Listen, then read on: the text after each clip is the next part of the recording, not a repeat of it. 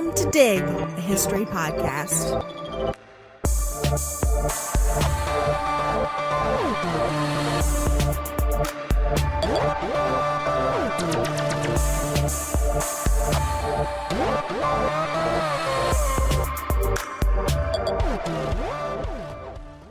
We often think of 1920s America as the Roaring Twenties.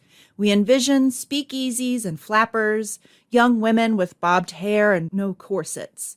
It is remembered as a glamorous period of excess, but also as a period where mass consumption of manufactured goods and popular culture rose to levels that we can recognize today. Newfangled radios brought baseball games directly into people's living rooms.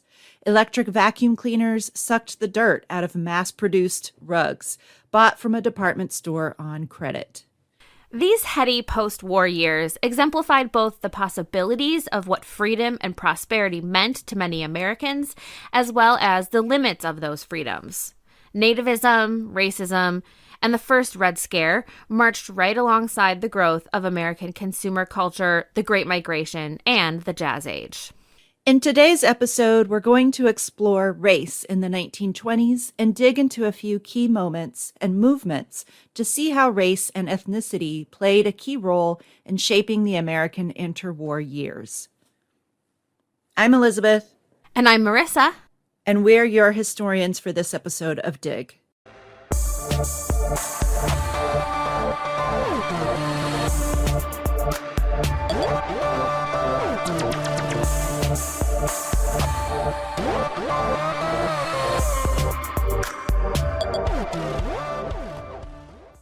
Thanks for joining us today. Before we dive in, we want to thank you, our listeners, and especially our Patreon supporters who help keep this history excavation team digging. A big shout out and thanks to our fabulous auger and excavator level patrons, Lauren, Edward, Iris, Denise, Susan, Agnes, Peggy, Colin, Maddie, Maria, Jesse, and Hannah. We can't thank you enough. Listener, if you're not yet a patron of this show, it's easy. Just go to patreon.com/digpodcast to learn more. With the entry of the United States into World War I, many African Americans wanted to prove their patriotism, anticipating their being finally seen by white America as full citizens deserving of respect. When the U.S. declared war against Germany on April 4, 1917, more than 20,000 black men enlisted in the U.S. military. After the Selective Service Act was enacted in May 1917, those numbers increased dramatically. By July of 1917, over 700,000 African Americans had registered for military service. An article in the black newspaper Chicago Defender stated that, quote, "The race throughout the country has made up its mind to one thing, and this is the men drafted, if called into the service of the country, must be called into the army and not to the farm," end quote. Unfortunately, the military was unwilling to be a vehicle for social change, choosing status quo over effective military logic. Black recruits found themselves barred from service in the Marine Corps. They were admitted to the Navy, but were only allowed to serve in menial positions. And black men were accepted into the Army, but only in segregated units. However, African American soldiers provided much-needed support overseas to the European allies. Those in black units who served as laborers, stevedores, and in engineer service battalions were the first to arrive in France in 1917. One of the first African American infantry regiments to serve in World War I was the 369th Infantry Regiment, commonly known as the Harlem Hellfighters. The Hellfighters, like many other black units, were assigned to the French army throughout the war effort because many white American soldiers refused to perform combat duties with black Americans. The U.S. Army campaigned strenuously to persuade the French not to treat black soldiers as equals, not to eat or socialize with them, or even shake their hands.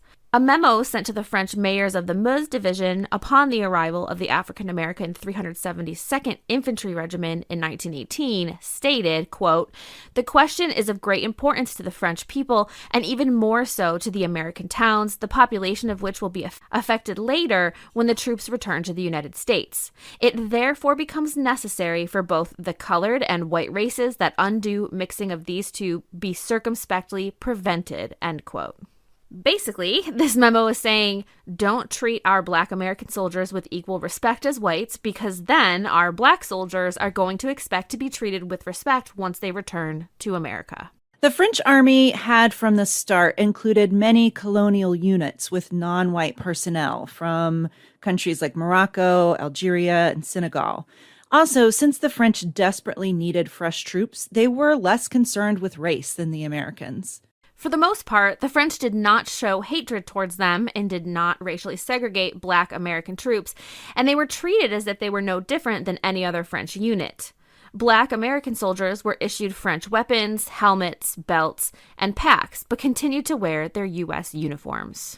However, this disconnection from the U.S. Army troubled many Black troops. Harry Haywood of the 370th Infantry, another Black unit in France, wrote that upon arrival in France, quote, "The American equipment with which we had trained was taken away, and we were issued French weapons, rifles, carbines, machine guns, automatic rifles, pistols, helmets, gas masks, and knapsacks," end quote. He noted the men's feelings about this. He says, "The men were greatly chagrined when they were ordered to turn in their American equipment and were issued French equipment instead." Historian Chad Williams notes that, quote, "Even the food rations of the French army, consisting of soup and 2 quarts of red wine, differed dramatically from those of the American expeditionary forces. From the guns they wielded down to the food they ate, the Black soldiers of the 93rd Division had to confront the reality of being in, but not of, the U.S. Army," end quote. The 369th Hellfighters provided the longest service of any regiment in a foreign army and, unfortunately, had the record for the most casualties as well. The Hellfighters fought in the trenches for 191 days straight. Private Henry Johnson of the 369th was the first American to receive the Croix de Guerre, a French Medal of Valor. It's the War Cross is what it translates to. On December 13th, 1918, 1 month after Armistice Day, the French government awarded the Croix de Guerre to 170 soldiers from the 369th, and a unit citation was awarded to the entire regiment. Black colonial troops marched in the Victory Parade in Paris, but the Wilson administration did not allow Black Americans to march in the parade under the American flag. At the end of the war, the 369th returned to New York City and paraded through the city on February 17, 1919. Thousands of people lined city streets to welcome the Black soldiers home. Faces in the crowd were predominantly white when the parade began on Fifth Avenue at 61st Street. But as the parade proceeded uptown and marched into Harlem, Black New Yorkers crammed onto the sidewalks to cheer them on. Henry Johnson rode on an open-top car holding a bouquet of red lilies and proudly wearing his French Croix de Guerre. Chad Williams paints a wonderful picture of this parade, so I'm just going to quote him at length here. "The men of the regiment, donning their French-issued helmets, rifle bayonets gleaming in the winter sun, and marching in a military formation perfected while serving with the French, made for an imposing sight. They conveyed an image of power, discipline, and aggressive Black manhood. The New York Times was particularly fascinated by the regiment's impressive stature, commenting on the bigness and battle-scarred, grim-visaged demeanor of the men. The dramatic return represented a visually striking claim for full, inclusive citizenship in front of New York's most prominent white citizens." The parade became a marker of African American service to the nation. In the 1920s and 1930s, the 369th marched through the neighborhood each year, traveling from their armory to catch the train to their annual summer camp. This parade day became an unofficial holiday, with Harlem school children being let out of classes so they could wave the men on.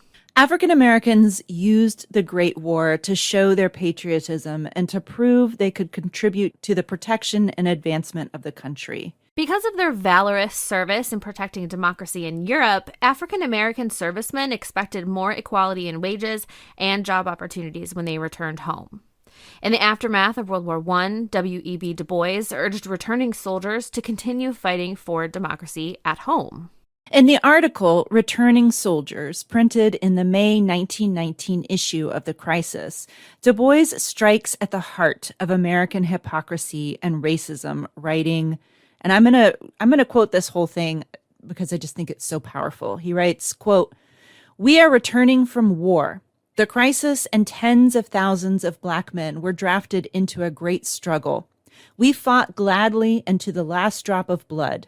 For America and her highest ideals, we fought in far-off hope. For the dominant Southern oligarchy entrenched in Washington, we fought in bitter resignation. For the America that represents and gloats in lynching, disenfranchisement, caste, brutality, and devilish insult, for this, in the hateful upturning and mixing of things, we were forced by vindictive fate to fight also. But today we return. We stand again to look America squarely in the face and call a spade. This country of ours, despite all its better souls have done and dreamed, is yet a shameful land. It lynches, and lynching is barbarism of a degree of contemptible nastiness, unparalleled in human history. Yet for 50 years we have lynched 2 Negroes a week, and we have kept this up right through the war. It disenfranchises its own citizens. Disenfranchisement is the deliberate theft and robbery of the only protection of poor against rich and Black against white. The land that disenfranchises its citizens and calls itself a democracy lies and knows it lies. It encourages ignorance. It steals from us. It insults us. This is the country to which we soldiers of democracy return. This is the fatherland for which we fought. But it is our fatherland. It was right for us to fight. The faults of our country are our faults. Under similar circumstances, we would fight again. But by the God in heaven, we are cowards and jackasses if now that war is over, we do not marshal every ounce of our brain and brawn to fight a sterner, longer, more unbending battle against the forces of hell in our own land. We return. We return from fighting. We return fighting. Make way for democracy. We saved it in France, and by the great Jehovah, we will save it in the United States of America, or know the reason why. It's such a powerful piece, and it really sums up the mood of many African Americans after the Great War.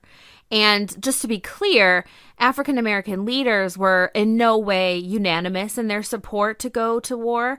Labor leader A. Philip Randolph and Chandler Owens, editors of the socialist newspaper The Messenger, wrote, quote, "Let Du Bois, etc., volunteer to go to France to make the world safe for democracy. We would rather make Georgia safe for the Negro," end quote. So before and after, there was no singular Black voice, so to speak, but a plethora of voices and ideas on how to solve the quote-unquote race question. So now let's give a bit of context to what contemporaries called this quote-unquote race question at the dawn of the Roaring Twenties. On the eve of World War I, 90% of African Americans, or 90% of the African American population in the United States lived in the southern United States. But between the years 1910 and 1920, 500,000 Black individuals and families left the South to travel north for the warmth of other suns, as Langston Hughes described it. This mass movement of people is known as the Great Migration. During this period, the Black population in Chicago more than doubled, so too for New York City and Detroit. Smaller Rust Belt cities like Buffalo, Rochester, and Cleveland had similar gains. There were many reasons why Black people decided to migrate from the South to the North. The opportunity for higher paid, less demeaning work was a huge factor. World War I increased factory production and industrialization, which provided many opportunities for better work and wages. Educational opportunities were also a huge draw. Non-segregated schooling meant that Black children would be educated in a proper school building with running water and heat in the winter, not a shack on a back lot as in most places in the South. Black migrants also looked forward to being able to vote in local and national elections. While not illegal in the South, the quote-unquote redemption of Southern states after the Civil War had all but barred Black men from voting at the polls. Violence, poll taxes, grandfather clauses, and other such chicanery prevented the overwhelming majority of eligible Black people from voting in the South. And, of course, finally, migrating north was a way to escape the violence of the South, the violence of Jim Crow laws, the violence of being treated as second class, the violence and rape of Black women by white men, and the violence of mob rule and lynching. All very real reasons why migrating to the north could be beneficial for Black people. The Great Migration technically lasted from 1915 to 1970, but we tend to think of the bulk of this migration happening during the interwar years between World War I and World War II. Journalist Isabel Wilkerson, in her Pulitzer Prize-winning book, The Warmth of Other Suns, chronicles the migration in minute detail, but they also tackle the underrepresented latter part of this migration with a lot of oral histories and interviews. Upon arriving in northern cities, Black migrants experienced a whole new level of freedom in the North that was just not possible in the South. However, it was no utopia, and they experienced numerous disappointments in the North as well. African Americans faced restrictive employment in northern cities. They might earn better wages than they had in the South, but they were not hired in upwardly mobile positions in high numbers. Instead, they found themselves relegated to employment as janitors and maids, busboys, and other supportive service roles. Additionally, Black workers were barred from joining unions like the American Federation of Labor, the AFL, and other craft unions. More radical unions like the International Workers of the World, the IWW, which had welcomed all workers and races into their fold, were practically defunct after World War I and the First Red Scare. African American migrants also faced severe housing discrimination and segregation in northern cities. Although they might be making higher wages, they were also spending higher amounts on food and housing. Places to live in the cities were in short supply, which was compounded by racially segregated neighborhoods, forcing many Black families to cram multiple people into small, dilapidated, rented homes or apartments. Southern African Americans could also experience prejudice by Northern Black people who felt that Southerners were uneducated and unrefined and worried that their Southern cousins' behavior would undermine Northern Black struggle for equality. Yet even with these setbacks, the opportunities that Black people had in the North were overwhelmingly better than what they had left behind.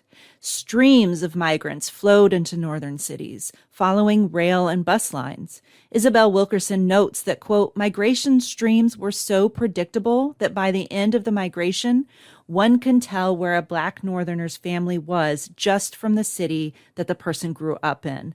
So a good portion of Blacks in Detroit, for instance, had roots in Tennessee, Alabama, Western Georgia, or the Florida Panhandle because the historic rail lines connected those places during the migration years. This influx of Black Southerners drastically changed the racial makeup of entire neighborhoods and cities.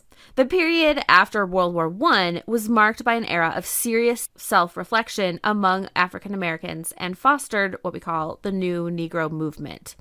This term was coined by writer Alan Locke and was the name of a book that collected the works of many Black authors of the Harlem Renaissance. The New Negro Movement promoted a renewed sense of racial pride, cultural self-expression, economic independence, and progressive politics. New York City was a popular destination for Black Americans during the Great Migration. The city's Black population grew 257% from 91,709 in 1910 to 327,706 by 1930. The explosion of artistic and Afrocentric cultural expression among African Americans in neighborhoods like Harlem created the Harlem Renaissance between the end of World War I and the lead up to World War II. Writers, photographers, artists, playwrights, and musicians associated with the Renaissance asserted pride in Black life and identity, a rising consciousness of inequality and discrimination, and interest in the rapidly changing modern world. Another major movement during this time was called Garveyism and its followers Garveyites. Marcus Garvey was a Jamaican newspaper publisher and labor organizer who built one of the largest Black nationalist organizations in the world. Garvey founded the Universal Negro Improvement Association, the UNIA, in Jamaica in 1914 with his co-founder and future wife, Amy Ashwood. The UNIA began as a fraternal organization focused on Black racial uplift through education and jobs training for Black people. However, Garvey struggled to grow the UNIA in Jamaica. At the invitation of Booker T. Washington, Garvey immigrated to Harlem, New York in 1916. Garvey began the Harlem UNIA in a basement with 17 members, but in less than 2 years, the UNIA grew enormously. Garvey's message of Black economic and political independence resonated with many African Americans in the United States, and soon branches were forming in cities across the country and eventually in different parts of the world. By 1920, Garvey claimed nearly 1,000 local divisions in the United States, the Caribbean, Central America, Canada, and Africa. Garvey published a newspaper titled Negro World, which spread the UNIA's message of racial pride. The paper touted the richness of African culture and preached a message of Black economic and political independence. Garvey insisted that Black people would only be respected once they were economically strong. He encouraged followers to open businesses that would cater to Black customers and to create a Black economy within white capitalism. Garvey practiced what he preached and established the Negro Factories Corporation to promote Black-owned businesses. He launched a shipping company called the Black Star Line, as well as a chain of restaurants and grocery stores, laundries, a hotel, and a printing press. Large UNIA meetings were alive with excitement and felt akin to religious revivals. Official UNIA songs and slogans were interspersed with prayer and pageants. Entire families could come for a day of activism and excitement, participating in debates, plays, and even fashion shows. The UNIA provided many Black Americans an organization with actionable ends. Men, many who were World War I veterans, could join the African Legion. Those under the age of 18 could join the UNIA Juvenile Division. Women joined the Universal Motor Corps, an auxiliary of the African Legion, where they learned military discipline, automobile driving, and auto repair. Women could also join the Black Cross nurses, modeled after the Red Cross. Garvey pushed for a return to Africa, where Black Americans should reject the American political system and move to Africa. Although Garvey was popular, not all of his followers were supporters of his return to Africa idea. In fact, Garvey and Black leaders such as W.E.B. Du Bois became bitter enemies as they envisioned different ways for Black people to exert their independence and full citizenship. Beginning in 1919, the Garvey and the UNIA movement became a target of the Bureau of Investigation, the precursor to the FBI. In a campaign directed by the young J. Edgar Hoover, Bureau of Investigation officers tracked and reported on UNIA activities across the country. Hoover also coordinated 7 federal agencies to investigate Garvey and the movement from all angles until he eventually brought him down. In 1922, Garvey was indicted for mail fraud. He served 2 years in prison and was deported to Jamaica in 1927. And I think it's safe to say this state surveillance of Garvey and the UNIA was a precursor to COINTELPRO and Hoover's fear of a quote-unquote Black Messiah who could unify African Americans.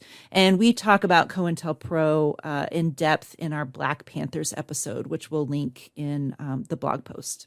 After Garvey's arrest and later deportation, the movement began to break apart into different organizations. Nevertheless, the spirit of Garveyism inspired many Black Americans. In fact, Malcolm X's parents had been Garvey supporters, giving us a generational glimpse of the long civil rights movement. Militancy of World War I vets and movements like the New Negro Movement and Garveyism increased the anxieties of whites who feared that they were losing social status and dominance. And this unease erupted in violence during the Red Summer of 1919. In April of 1919, racial tensions in Jenkins County, Georgia flared, and white mobs burned the Black churches in town and killed numerous Black men. In the spring and summer months that followed, similar massacres happened across the United States throughout the summer. Violent white assaults against Black people began spiraling out of control in major cities like Philadelphia, Washington, New York, and Chicago, places where African Americans were migrating in large numbers during the Great Migration. From April to November 1919, roughly 30 riots broke out across the eastern U.S., with hundreds of accounts of beatings, lynchings, and the burning of Black churches and buildings by white people. These examples of anti-Black collective violence are often and very problematically termed race riots, which gives the impression of groups of Blacks and whites in conflict with one another, right? A both sides kind of thing. But in almost every single case, all of this violence was started by white mobs initiating the violence in Black neighborhoods and against Black people. In this time period, it probably couldn't have started the other way around. I mean, groups of, Black men were just rioting in the streets or whatever. I don't know. Yeah, you would have had the National Guard coming in real quick on that, right? Right. That's what I'm saying. Like, I don't think it could get to that point if it was any other way. White violence in Chicago started when a Black teenager, Eugene Williams, was swimming at the beach on Lake Michigan. The raft he was on floated into the whites-only swimming section. A white man threw rocks at Williams, hitting him so hard that he drowned in the water. Oh my God, that's horrible. Police showed up and tensions flared when a white police officer prevented a Black police officer from arresting the man who killed Williams. Instead, officers arrested a Black male bystander. Black observers began to loudly object to what was happening on the beach, unsurprisingly, prompting white bystanders to start beating and chasing them. And this started a frenzy, and white mobs soon started spreading into Black neighborhoods, attacking Black businesses, homes, and Black people. The Chicago riot raged for 5 days, killing 38 people, roughly 24 African Americans and 15 white people, and injuring 500 people. Approximately 2,000 people, most of whom were Black, lost their homes to vandalism and fire. But white racial violence was not isolated to Red Summer. On May 30th, 1921, a young Black teenager named Dick Rowland entered an elevator at the Drexel Building in Tulsa, Oklahoma. Shortly thereafter, a white female elevator operator screamed, and Rowland was seen running from the area. The next morning, police found Rowland and arrested him. They arrested him because rumors of what had supposedly happened on that elevator had reached a fever pitch. The Tulsa Tribune ran a front-page story that afternoon with the headline, "Nab Negro for Attacking Girl in Elevator," reporting that Rowland was arrested for sexually assaulting Page. This, of course, whipped up a frenzied mob intent on justice through lynching. As the rumor mill churned, a group of white men gathered outside the courthouse and demanded that the sheriff give them Rowland. The sheriff refused to hand Rowland over to the mob. Soon a group of about 25 armed Black men, many of them World War I veterans, arrived at the courthouse to help the sheriff guard Rowland, but the sheriff turned them away. An hour later, a group of roughly 75 armed Black men returned to the courthouse to protect Rowland. They were met by an armed collection of roughly 1,500 white men. Inevitably, shots were fired, and soon fighting broke out. The outnumbered Black men retreated into the prosperous African-American Tulsa neighborhood of Greenwood, known colloquially as Black Wall Street, because of the prosperousness of the area and Black-owned businesses. The bustling neighborhood boasted 2 schools, 2 newspapers, a hospital, and numerous Black-owned businesses. Throughout the night, gangs of white Tulsans rampaged Greenwood. Some of these men were even deputized and given weapons by city officials to end the quote-unquote riot, but instead they participated in it. Rumors helped fuel the ongoing violence. Many whites falsely believed that a large-scale insurrection of Black Tulsans was imminent, and rumors spread that Black reinforcements from nearby towns and cities were on their way. None of this was true, of course, but it fueled the hysteria. In the early hours of June 1st, white people continued to rampage the Greenwood district, looting and burning homes and businesses over an area of 35 city blocks. Eyewitness accounts said that planes dropped dynamite on Greenwood. The white mob shot Black people indiscriminately in the street. Firefighters who arrived to help put out fires later testified that rioters had threatened them with guns and forced them to leave.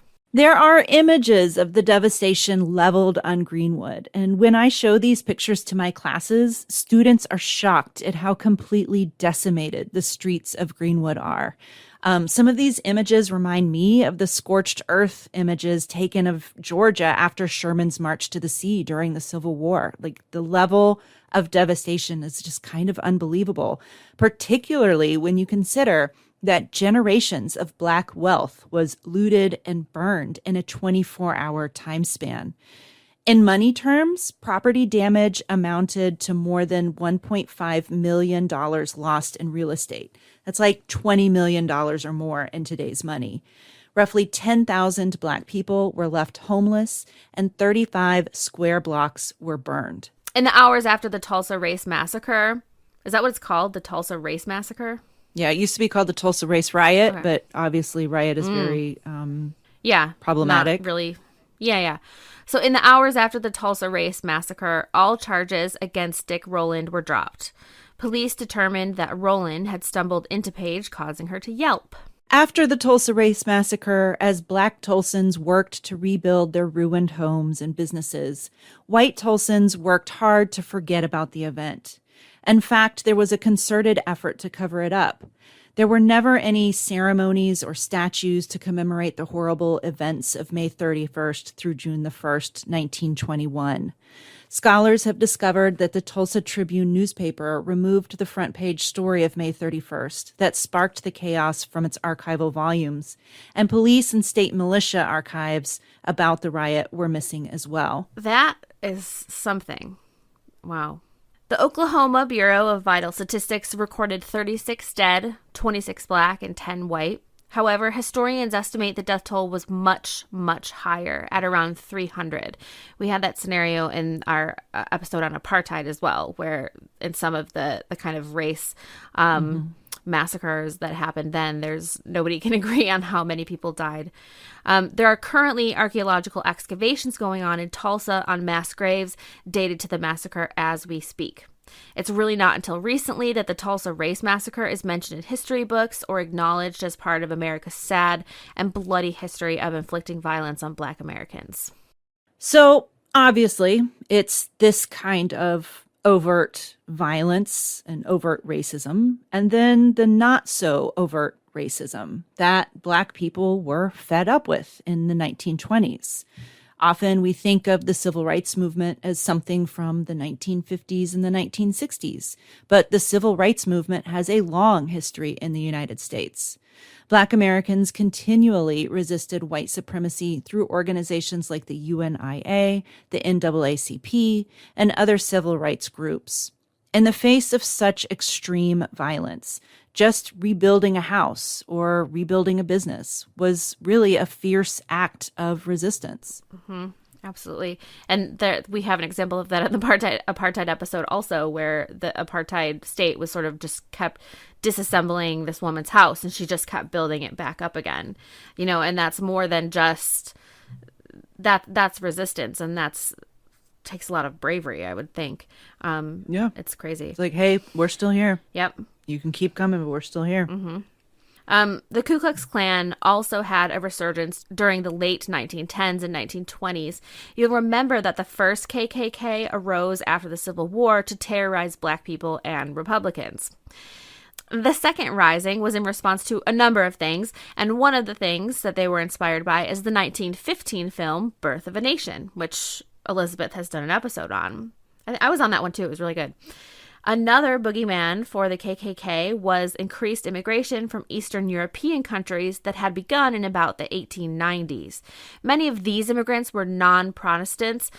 They were often Catholic or Jewish. This second Klan peaked in the 1920s when its membership exceeded 4 million people nationally. Members of the new KKK were prominent men and women in society. It wasn't an underground organization. In fact, more than 30,000 KKK members paraded down Pennsylvania Avenue in Washington, D.C. on August 8, 1925, faces uncovered. White-robed, anti-Semitic, and racist Klansmen participated in marches, parades, and nighttime cross-burnings all over the country. The revived Klan was fueled partly by white supremacy, masked as patriotism. Sounds familiar. Shocking. I know. And partly by a romantic nostalgia for the Old South. But more importantly, it expressed the defensive reaction of white Protestants who felt threatened by the large-scale immigration of the previous decades that had changed the ethnic character of American societies. The Klan's demands that control of the United States be returned to, quote, citizens of the old stock reflected widely held sentiments in the 1920s. So even if one wasn't a card-carrying member of the Klan, their sentiments were not deal breakers for a lot of Protestant white Americans. One result of this was a far more sweeping change to immigration policy than ever before. The Immigration Act of 1924, also called the Johnson-Reed Act, aimed to ensure that descendants of the old immigrants from Western Europe forever outnumbered the children of the new. The act limited the number of immigrants allowed to entry into the United States through a national origins quota. The quota provided immigration visas to 2% of the total number of people of each nationality in the United States as of the 1890 national census. That meant that the new quota calculations included large numbers of people of British, Irish, and German descent whose families had resided in the United States for a long time. As a result, the percentage of visas available to individuals from the British Isles and Western Europe increased, but newer immigration from other areas like Southern and Eastern Europe was limited. The act set a total immigration quota of 165,000 for countries outside of the Western Hemisphere, an 80% reduction from the average before World War I. It also barred immigrants from Asia, including Japan.